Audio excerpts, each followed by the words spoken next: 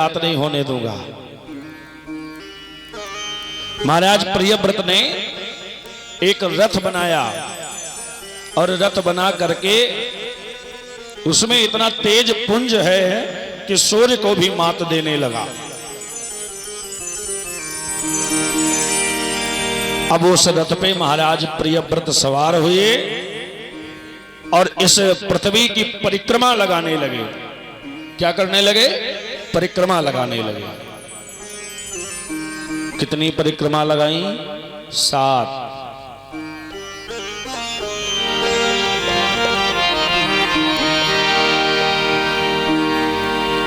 पृथ्वी की परिक्रमा लगाने लगे। ब्रह्मा जी के मन में विचार आया, अगर रात नहीं होगी तो बड़ा गड़बड़ हो जाएगा। हो है?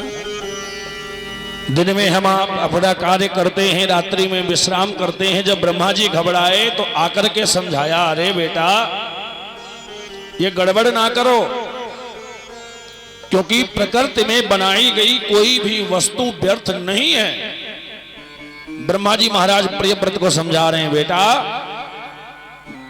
जो भी प्रकृति को चलाने के लिए बनाया गया है वो व्यर्थ नहीं है। सबका अपनी अपनी जगह अपना अपना उपयोग है। महाराज प्रियव्रत कहने लगे, पितामह कुछ भी हो परंतु ये रात मुझे अच्छी नहीं लगती है, इसलिए मैं रात नहीं होने दूंगा। तो ब्रह्मा जी कहने लगे, बेटा देखो रात का अपना काम है। रात में क्या होता है, अंधेरा अगर ना हो तो भी गड़बड़ हो जाएगा। हो भाव से समझिए, ब्रह्मा जी समझा रहे हैं प्रियव्रत महाराज जी को। रात्रि में जो विषयी पुरुष हैं, यानी संसार की माया से जो लिपटे हैं, विषयी पुरुष अपना विषय भोग करते हैं।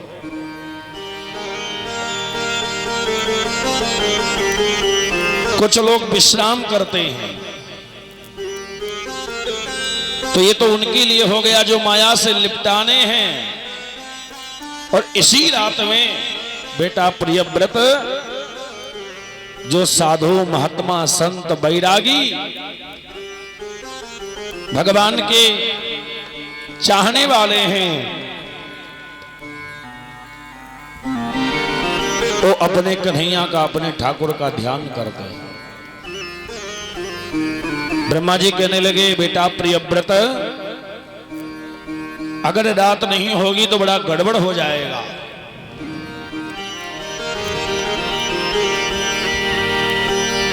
साधु महात्मा रात्रि के समय में बैठ करके अपने ठाकुर का ध्यान करते हैं।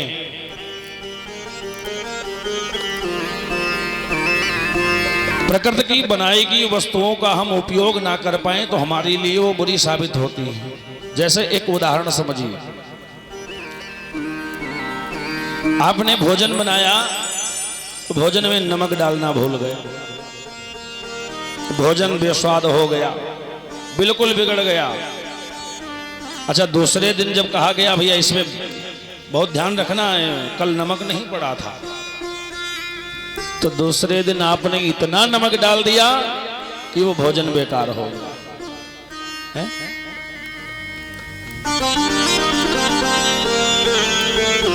मन में विचार किया ये 2 दिन से गड़बड़ हो रहा है, तो तीसरे दिन इतनी सावधानी बरती कि नमक को फेंकना ही पड़ गया। फेंक दो इसे, ये नमक बहुत बुरी चीज है, कभी बनता है कभी बिगड़ जाता है। अब गलती नमक की है कि हमारी है, क्योंकि हम उसका उपयोग नहीं कर पा रहे हैं। हा? इसलिए प्रकृति की कोई भी वस्तु हमारे लिए बुरी नहीं है, क्योंकि उपयोग हम नहीं कर पाते हैं और दोष नमक के ऊपर लगा देते हैं। ऐसे ही प्रकृति की बनाई गई कोई भी वस्तु व्यर्थ नहीं है। रात्रि की अपनी आवश्यकता है और दिन की अपनी आवश्यकता है। ध्यान देना,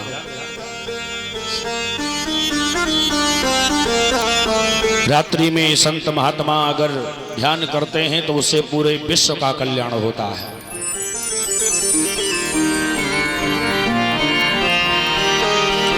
ब्रह्मा जी के समझाने पर महाराज प्रियव्रत शांत हो गए।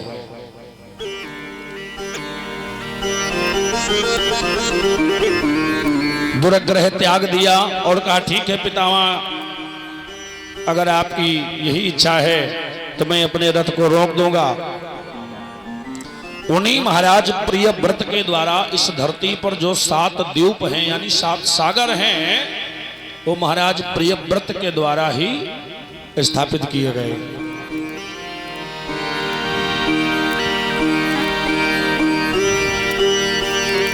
महाराज प्रियव्रत ने इतना कार्य करने के पश्चात वैराग्य लिया है।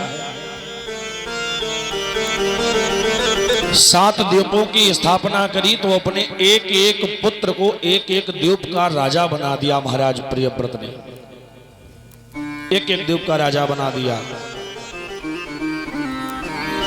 जिसमें सबसे पहला द्वीप कौन सा है? हमारा ये जम्बू द्वीप है। उस जम्बू द्वीप के जो अधिपति महाराज हुए, जिनका नाम है आग्निधि महाराज जी को भार सौंप दिया कि आज से तुम इस द्वीप के मालिक हो बेटा। और उन महाराज जी के 9 पुत्र हुए, जिन्होंने 9 खंड बनाए, 9 वर्ष बनाए।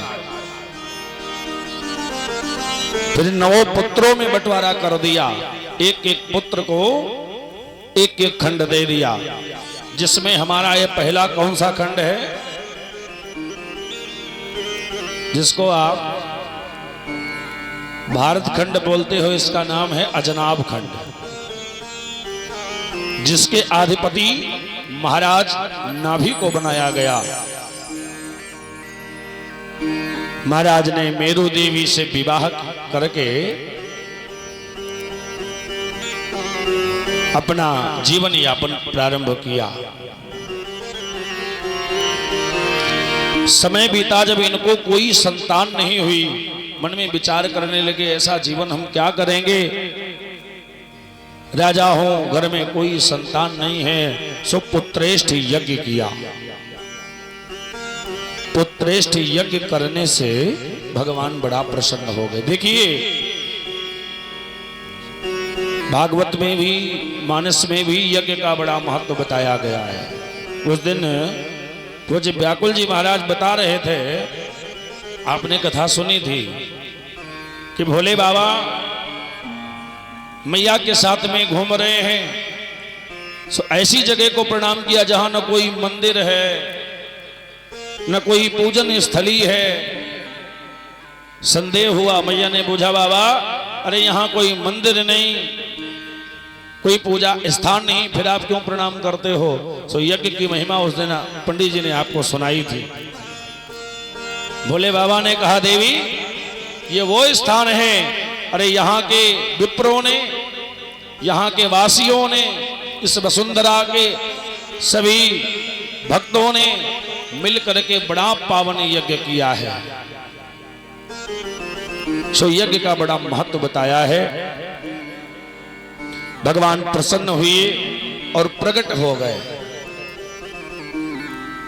महाराज नाभि से कहने लगे राजन क्या चाहिए, वरदान मांगो।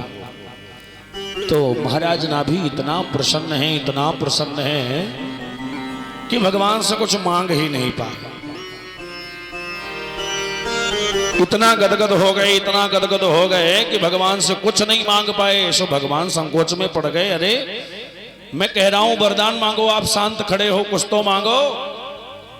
महाराज नाभि के स्वर कंपकपाने लगे, प्रभु मैं क्या मांगू, क्योंकि आपकी कृपा से सब कुछ है और जो है उसे मैं छोड़ नहीं सकता, जो आप दे रहे हो उसे मैं लिए जा रहा हूं। महाराज नाभि ने बड़ी पावन स्तुति करी है, हाथ जोड़ा और कहा प्रभु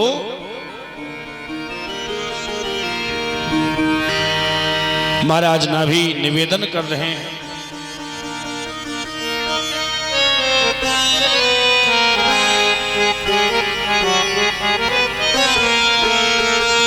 मेरा ये जो जीवन है ये भी आपकी कृपा से है कि तुम्ही से है चलती है प्राणों की धड़कन और तुम्ही से है चेतन अहंकार तन मन जो कुछ दे रहे हो जो कुछ दे रहे हो ये जा रहा हो तुम्ही में जीवन ये जा रहा हो तुम्ही में ये जीवन ये जा रहा हो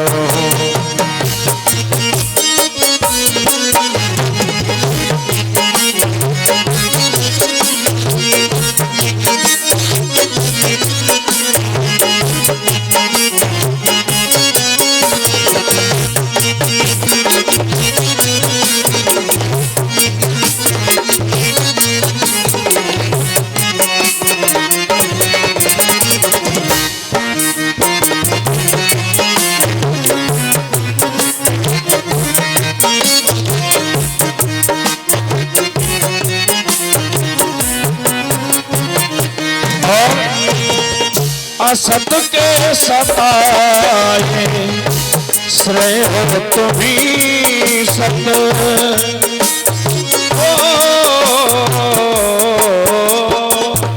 असत के सताए श्रेय हो तुम्ही सत तुम्ही में ये दर्शन तुम्ही में ये दर्शन ये जा रहा हो वो कुछ दे रहे हो ये जा रहा हो तुम्ही में ये जीवन जिए जा रहा हो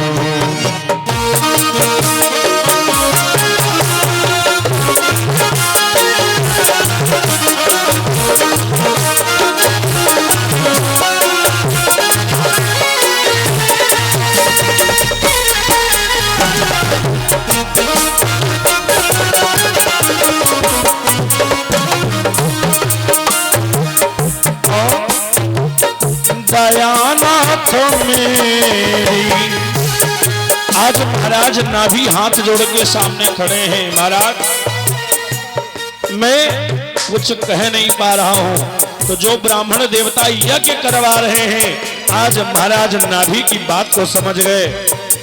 महाराज नाभि निवेदन कर रहे हैं दयानाथ मेरी दयनीय अवस्था हो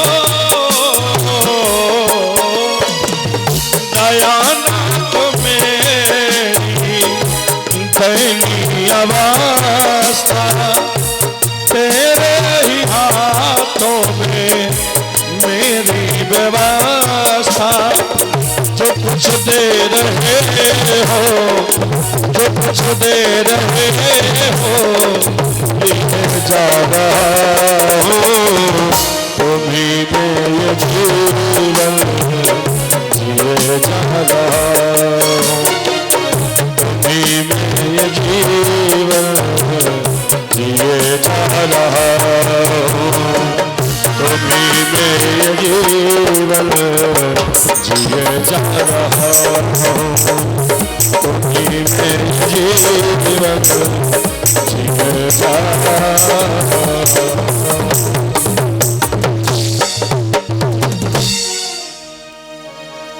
भगवान सामने खड़े हैं। ब्राह्मणों ने मन में विचार किया महाराज नाभि अपने शब्दों से बयान नहीं कर पाएंगे कि ये क्या चाहते हैं। अच्छा क्या भगवान को पता नहीं है क्योंकि हरि व्यापक सर्वत्र समाना परंतु भगवान महाराज नाभि के मुख से सुनना चाहते हैं कि राजन तुम चाहते क्या हो।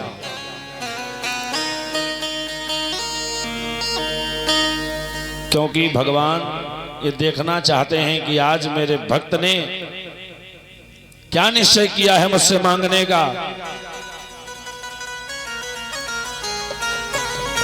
क्योंकि इन्हीं के वंश में महाराज प्रियव्रत बड़े शौर्यवान राजा हुए हैं और उन्होंने जीवन भर दान जब खूब किया, परंतु किसी के आगे कुछ झोरी नहीं फैलाई, मुझे ये चाहिए वो चाहिए ना। महाराज नाभि कहने लगे प्रभु मैं क्या बताऊं। सो जब महाराज नाभि नहीं बता सके तो जो विप्रदेव यज्ञ करवा रहे हैं कहा प्रभु ये नहीं कह पाएंगे, परंतु मैं बता रहा हूं। भगवान ने कहा आदेश करो। ब्राह्मणों ने कहा महाराज ये तुम्हारे जैसा पुत्र चाहते हैं। अब भगवान चक्कर में पड़ गए, अरे राम राम मेरे जैसा। अच्छा देखिए, जब कोई ये कहता है भगवान तुम मेरे पुत्र बन जाओ तो भगवान एक बार पुत्र बन के आ जाते हैं, कोई बात नहीं। तुम्हारे जैसा सो भगवान को कई बार आना पड़ता है कि मैं वैसा बन पाया कि नहीं बन पाया। महाराज नाभि के सर पर हाथ रखा, कहा राजन चिंता ना करो, तुम्हारी मनोकामना अवश्य पूर्ण होगी। उन्हीं महाराज नाभि के परिवार में भगवान की अद्भुत कृपा हो गई और महाराज ऋषभ देव के रूप में भगवान का जन्म हो गया। बोले ऋषभ देव भगवान की। ऋषभ देव जी का बड़ा ही पावन चरित्र है, कथा बहुत लंबी है, परंतु हम लोग समय सारणी में निबद्ध हैं। इंद्र के मान का मर्दन किया है। इनका जन्म होते ही महाराज इंद्र ने अपनी प्रबल वर्षा को रोक दिया। ठाकुर जी का आगमन हुआ है। बड़ी ही मार्मिक चर्चा है महाराज ऋषभ देव जी की, जो कि समय मिला शिवरात्रि में समय अनुसार वर्णन करेंगे, क्योंकि हम लोग समय सारणी में निबद्ध हैं। तो हमारा जो समय था वो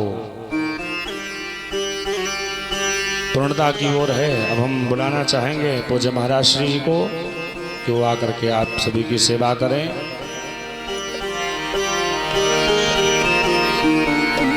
क्योंकि यज्ञ का बड़ा महत्व होता है और यज्ञ से महाराज नाभि को भगवान मिले।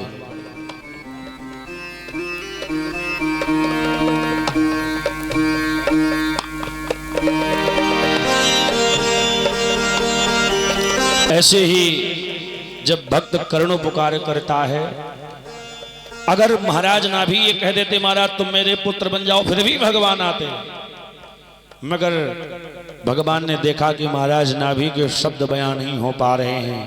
ये भक्ति की प्रकाष्ठा है। उच्चतम कोट की भक्ति किसने किया है? पीएचडी क्लास की भक्ति किया है ब्रज की गोपियों ने। क्योंकि 3 प्रकार की भक्ति हम एक साथ करते हैं, मनसा वाचा कर्मणा, मन से, कर्म से और वचन से, जो कि गोपियां बखूब ही श्री ठाकुर जी को मनाने के लिए करती हैं। ब्रज की अपनी अलग महिमा है, परंतु भक्ति का रस जो है ये अलग है। जब जीवन में भक्ति आती है तो संसार से हमारा वैराग्य होने लगता है।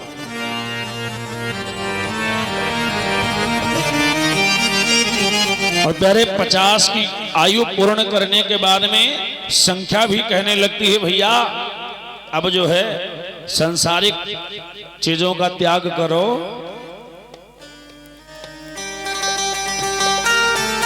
क्योंकि 50 के बाद में गिनती आती है 51। गिनती संकेत करती है महाराज तू अकेला ही वन को आ जा, वानप्रस्थ हो जा, तेरा कल्याण हो जाएगा।